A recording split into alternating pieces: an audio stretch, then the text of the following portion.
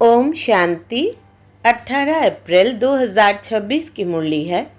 मुख्य रूप से बाबा ने कहा, तुम जानते हो कि हमारा बाप बाप भी है, टीचर और सद्गुरु भी है।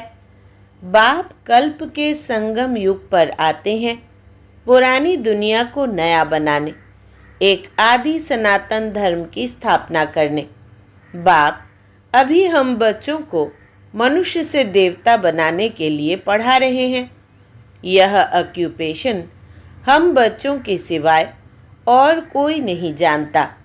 आगे कहा, बाप से जो पवित्र बनने की प्रतिज्ञा की है उस पर पक्का रहना है। काम क्रोध आदि भूतों पर विजय अवश्य प्राप्त करनी है। चलते फिरते हर कार्य करते पढ़ाने वाले बाप को याद रखना है।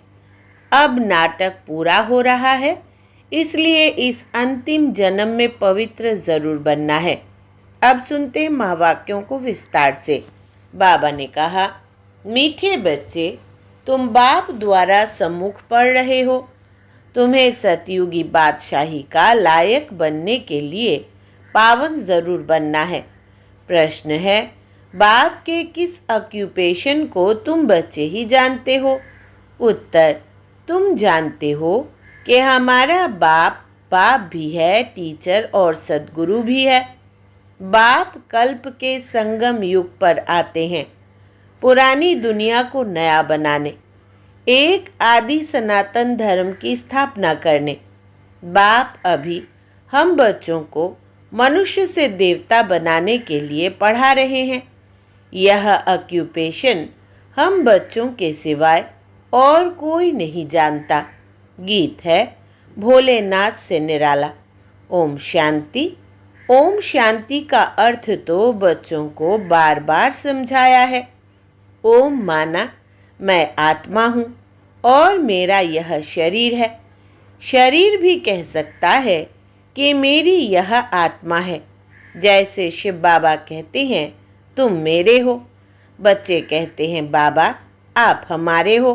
वैसे आत्मा भी कहती है, मेरा शरीर। शरीर कहेगा, मेरी आत्मा। अभी आत्मा जानती है मैं अविनाशी हूँ। आत्मा बगैर शरीर कुछ कर ना सके। शरीर तो है, कहते हैं मेरी आत्मा को तकलीफ नहीं देना। मेरी आत्मा पाप आत्मा है व मेरी आत्मा पुण्य आत्मा है। तुम जानते हो मेरी आत्मा सतयुग में पुण्य आत्मा थी। आत्मा खुद भी कहेगी, मैं सतयुग में सतो प्रधान अथवा सच्चा सोना थी। सोना है नहीं, यह एक मिसाल दिया जाता है। हमारी आत्मा पवित्र थी, गोल्डन एजेड थी। अभी तो कहते हैं इम्प्योर हूँ। दुनिया वाले यह नहीं जानते। तुमको तो श्रीमत मिलती है। तुम अब जानते हो हमारी आत्मा सतो प्रधान थी, अब तमो प्रधान बनी है। हर एक चीज़ ऐसे होती है, बाल युवा वृद्ध, हर चीज़ नए से पुरानी ज़रूर होती है। दुनिया भी पहले गोल्डन एजेड सतो प्रधान थी, फिर तमो प्रधान आयरन एजेड है, तभी दुखी है। सतो प्रधान माना सुधरी हुई, तमो प्रधान माना बिगड़ी हुई। गीत में भी कहते हैं, बिगड़ी को बनाने वाले। पुरानी दुनिया बिगड़ी हुई है क्योंकि रावण राज्य है और सभी पतित है। सतयुग में सब पावन थे, उनको न्यू वाइसलेस वर्ल्ड कहा जाता है। यह है ओल्ड विशिश वर्ल्ड। अब कलयुग आयरन एज है। यह सब बातें कोई स्कूल कॉलेज में नहीं पढ़ाई जाती है। भगवान आकर पढ़ाते हैं और राजयोग सिखाते हैं। गीता में लिखा हुआ है, भगवान उवाच, श्रीमद् भगवद गीता। श्रीमत माना श्रेष्ठ मत। श्रेष्ठ ते श्रेष्ठ, ऊंच ते ऊंच भगवान है। उनका नाम एक्यूरेट शिव है। रुद्र जयंती व रुद्र रात्रि कभी नहीं सुना होगा। शिवरात्रि कहते हैं। शिव तो निराकार है। अब निराकार की रात्रि व जयंती कैसे मनाई जाए? श्री कृष्ण की जयंती तो ठीक है, फलाने का बच्चा है, उनकी तिथि तारीख दिखाते हैं। शिव के लिए तो कोई जानते नहीं कि कब पैदा हुआ, यह तो जानना चाहिए ना। अब तुमको समझ मिली है कि श्री कृष्ण ने सतयुग आदि में कैसे जन्म लिया। तुम कहेंगे उनको तो 5000 वर्ष हुए। वो भी कहते हैं क्राइस्ट से 3000 वर्ष पहले भारत पैराडाइज था। इस्लामियों के आगे चंद्रवंशी, उनके आगे सूर्यवंशी थे। शास्त्रों में सतयुग को लाखों वर्ष दे दिए हैं। गीता है मुख्य, गीता से ही देवी देवता धर्म स्थापन हुआ। वो सतयुग त्रेता तक चला, अर्थात गीता शास्त्र से आदि सनातन देवी देवता धर्म की स्थापना परमपिता परमात्मा ने की।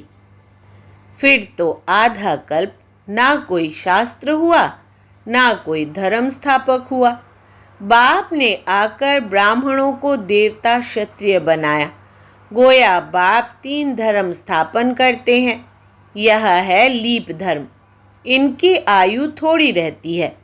तो सर्वशास्त्रमयी शिरोमणि गीता भगवान ने गाई है। बाप पुनर्जन्म में नहीं आते हैं। जन्म है, परंतु बाप कहते हैं मैं गर्भ में नहीं आता हूँ, मेरी पालना नहीं होती। सतयुग में भी जो बच्चे होते हैं वो गर्भ महल में रहते हैं। रावण राज्य में गर्भ जेल में आना पड़ता है। पाप जेल में भोगे जाते हैं, गर्भ में अंजाम करते हैं। हम पाप नहीं करेंगे, परंतु यह है ही पाप आत्माओं की दुनिया। बाहर निकलने से फिर पाप करने लग पड़ते हैं। वहाँ की वहाँ रही। यहाँ भी बहुत प्रतिज्ञा करते हैं हम पाप नहीं करेंगे, 1-2 पर काम कटारी नहीं चलाएंगे, क्योंकि यह विकार आदि मध्य अंत दुख देता है। सतयुग में विष है नहीं, तो मनुष्य आदि मध्य अंत 21 जन्म दुख भोगते नहीं, क्योंकि राम राज्य है। उसकी स्थापना अब बाप फिर से कर रहे हैं। संगम पर ही स्थापना होगी ना। जो भी धर्म स्थापन करने आते हैं उनको कोई भी पाप नहीं करना है। आधा समय है पुण्य आत्मा, फिर आधा समय बाद पाप आत्मा बनते हैं। तुम सतयुग त्रेता में पुण्य आत्मा रहते हो, फिर पाप आत्मा बनते हो। सतो प्रधान आत्मा जब ऊपर से आती है तो वो सजाएं खा नहीं सकती। क्राइस्ट की आत्मा धर्म स्थापन करने आई, उनको कोई सजा मिल न सके। कहते हैं क्राइस्ट को क्रॉस पर चढ़ाया, परंतु उनकी आत्मा ने कोई विकर्म आदि किया ही नहीं है। वो जिसके शरीर में प्रवेश करते हैं उनको दुख होता है, वो सहन करते हैं। जैसे इसमें बाबा आते हैं, वो तो है ही सतो प्रधान। कोई भी दुख तकलीफ इनकी आत्मा को होता है, शिव बाबा को नहीं होता है। वो तो सदैव सुख शांति में रहते हैं। एवर सतो प्रधान है, परंतु आते तो इस पुराने शरीर में है ना। वैसे क्राइस्ट की आत्मा ने जिसमें प्रवेश किया उस शरीर को दुख हो सकता है। क्राइस्ट की आत्मा दुख नहीं भोग सकती, क्योंकि सतो रजो तमो में आती है। नई नई आत्माएं आती भी तो है ना। उनको पहले ज़रूर सुख भोगना पड़े, दुख भोग नहीं सकती। लौ नहीं कहता। इसमें बाबा बैठे हैं, कोई भी तकलीफ इनको अर्थात दादा को होती है, न कि शिव बाबा को। परंतु यह बातें तुम जानते हो और कोई को पता नहीं है। यह सब राज अभी बाप बैठ समझाते हैं। इस सहज राजयोग से ही स्थापना हुई थी। फिर भक्ति मार्ग में यही बातें गाई जाती है। इस संगम पर जो कुछ होता है वो गाया जाता है। भक्ति मार्ग शुरू होता है तो फिर शिव बाबा की पूजा होती है। पहले पहले भक्ति कौन करता है? वही लक्ष्मी नारायण। जब राज्य करते थे तो पूज्य थे, फिर वाम मार्ग में आ जाते हैं तो फिर पूज्य से पुजारी बन जाते हैं। बाप समझाते हैं, तुम बच्चों को पहले पहले बुद्धि में आना चाहिए कि निराकार परम पिता परमात्मा इस द्वारा हमको पढ़ाते हैं। ऐसी और कोई जगह सारे वर्ल्ड में हो न सके जहाँ ऐसे समझाते हो। बाप ही आकर भारत को फिर से स्वर्ग का वर्षा देते हैं। त्रिमूर्ति के नीचे लिखा हुआ है, DT world sovereignty is your God fatherly birthright. Shiv Baba आकर तुम बच्चों को स्वर्ग की बादशाही का वर्षा दे रहे हैं, लायक बना रहे हैं। तुम जानते हो बाबा हमको लायक बना रहे हैं। हम पतित थे ना, पावन बन जाएंगे, फिर यह शरीर नहीं रहेगा। रावण द्वारा हम पतित बने हैं, फिर परम पिता परमात्मा पावन बनाए, पावन दुनिया का मालिक बनाते हैं। वही ज्ञान का सागर पतित पावन है। यह निराकार बाबा हमको पढ़ा रहे हैं। सब तो इकट्ठा नहीं पढ़ सकते। सम्मुख तुम थोड़े बैठे हो, बाकी सब बच्चे जानते हैं। अभी शिव बाबा ब्रह्मा के तन में बैठ सृष्टि के आदि मध्य अंत का नॉलेज सुनाते होंगे। वो मुरली लिखत द्वारा आएगी और सत्संगों में ऐसा थोड़ी समझेंगे। आजकल टेप मशीन भी निकली है, इसलिए भरकर भेज देते हैं। वो कहेंगे फलाने नाम वाला गुरु सुनाते हैं। बुद्धि में मनुष्य ही रहता है, यहाँ तो वो बात है नहीं। यह तो निराकार बाप नॉलेजफुल है, मनुष्य को नॉलेजफुल नहीं कहा जाता। गाते हैं, God father is knowledgeful, peaceful, blissful, तो उनका वर्षा भी चाहिए ना। उनमें जो गुण है वो बच्चों को मिलने चाहिए, अभी मिल रहे हैं। गुणों को धारण कर हम ऐसे लक्ष्मी नारायण बन रहे हैं। सब तो राजा रानी नहीं बनेंगे। गाया जाता है राजा रानी वजीर, वहाँ वजीर भी नहीं रहता, महाराजा महारानी में पावर रहती है। जब बेकारी बनते हैं तब वजीर आदि होते हैं। आगे मिनिस्टर आदि भी नहीं थे, वहाँ तो एक राजा रानी का राज्य चलता था। उनको वजीर की क्या दरकार, राय लेने की दरकार नहीं, जबकि खुद मालिक है। यह है हिस्ट्री ज्योग्राफी। परंतु पहले पहले तो उठते बैठते यह बुद्धि में आना चाहिए कि हमको बाप पढ़ाते हैं, योग सिखाते हैं, याद की यात्रा पर रहना है। अभी नाटक पूरा होता है। हम बिल्कुल पतित बन गए हैं, क्योंकि विकार में जाते हैं, इसलिए पाप आत्मा कहा जाता है। सतयुग में पाप आत्मा नहीं होते, वहाँ है पुण्य आत्माएं। वो है प्रारब्ध, जिसके लिए तुम अभी पुरुषार्थ कर रहे हो। तुम्हारी है याद की यात्रा, जिसको भारत का योग कहते हैं, परंतु अर्थ तो नहीं समझते हैं। योग अर्थात याद, जिससे विकर्म विनाश होते हैं। फिर यह शरीर छोड़ घर चले जाएंगे, उसको स्वीट होम कहा जाता है। आत्मा कहती है हम उस शांति धाम के रहवासी हैं। हम वहाँ से नंगे अर्थात अशरीरी आए हैं, यहाँ पाठ बजाने के लिए शरीर लिया है। यह भी समझाया है, माया 5 विकारों को कहा जाता है। यह 5 भूत है। काम का भूत, क्रोध का भूत, नंबर 1 है देह अभिमान का भूत। बाप समझाते हैं सतयुग में यह विकार होते नहीं है, उसको निर्विकारी दुनिया कहा जाता है। विकारी दुनिया को निर्विकारी बनाना यह तो बाप का ही काम है। उनको ही सर्वशक्तिवान, ज्ञान का सागर, पतित पावन कहा जाता है। इस समय सब भ्रष्टाचार से पैदा होते हैं। सतयुग में ही वाइसलेस दुनिया है। बाप कहते हैं अब तुमको विशेष से वाइसलेस बनना है, कहते हैं इस बगैर बच्चे कैसे पैदा होंगे। बाप समझाते हैं अभी तुम्हारा यह अंतिम जन्म है, मृत्यु लोक ही खत्म होना है, फिर इसके बाद विकारी लोग होंगे नहीं। इसलिए बाप से पवित्र बनने की प्रतिज्ञा करनी है। कहते हैं बाबा हम आपसे वर्षा अवश्य लेंगे। वो कसम उठाते हैं झूठा।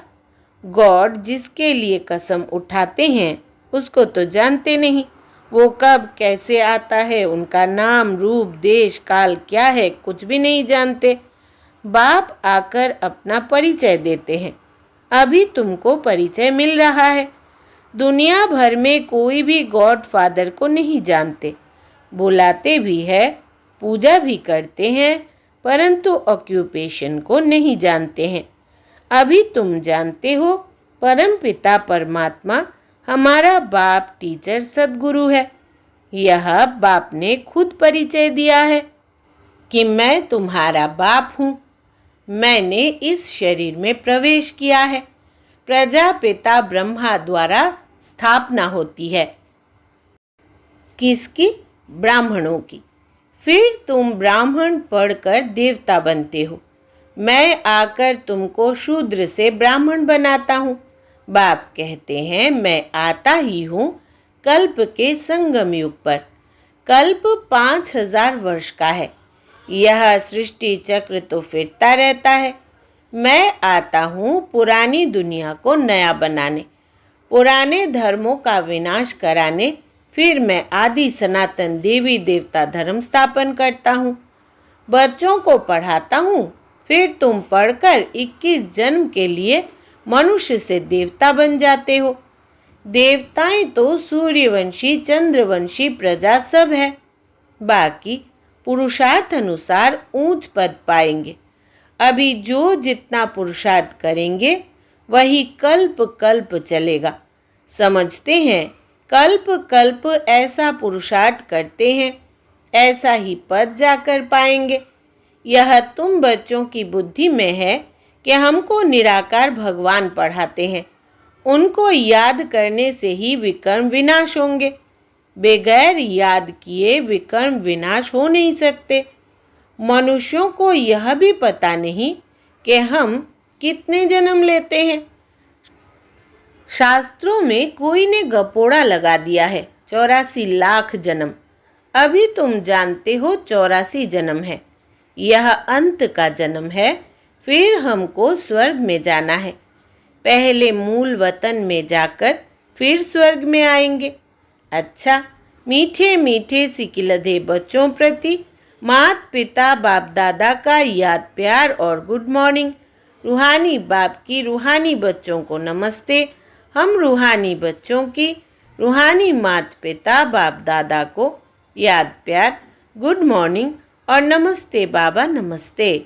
धारणा के लिए मुख्य सार। पहला, बाप से जो पवित्र बनने की प्रतिज्ञा की है उस पर पक्का रहना है। काम क्रोध आदि भूतों पर विजय अवश्य प्राप्त करनी है। दूसरा, चलते फिरते हर कार्य करते पढ़ाने वाले बाप को याद रखना है। अब नाटक पूरा हो रहा है, इसलिए इस अंतिम जन्म में पवित्र जरूर बनना है। वरदान है, सर्व खजानों से भरपूर बन अपने चेहरे द्वारा सेवा करने वाले सच्चे सेवाधारी भव। विस्तार है, जो बच्चे सर्व खजानों से सदा संपन्न व भरपूर रहते हैं उनके नयनों व मस्तक द्वारा ईश्वरीय नशा दिखाई देता है। उनका चेहरा ही सेवा करता है। जिसके पास जास्ती अथवा कम जमा होता है तो वो भी उनके चेहरे से दिखाई देता है। जैसे कोई ऊंच कुल का होता है तो उनके चेहरे से वो झलक और फलक दिखाई देती है। ऐसे आपकी सूरत हर संकल्प हर कर्म को स्पष्ट करे, तब कहेंगे सच्चे सेवाधारी। स्लोगन है, समय और संकल्प के खजाने की बचत कर जमा का खाता बढ़ाओ। समय और संकल्प के खजाने की बचत कर जमा का खाता बढ़ाओ। ये अव्यक्त इशारे महान बनने के लिए मधुरता और नम्रता का गुण धारण करो।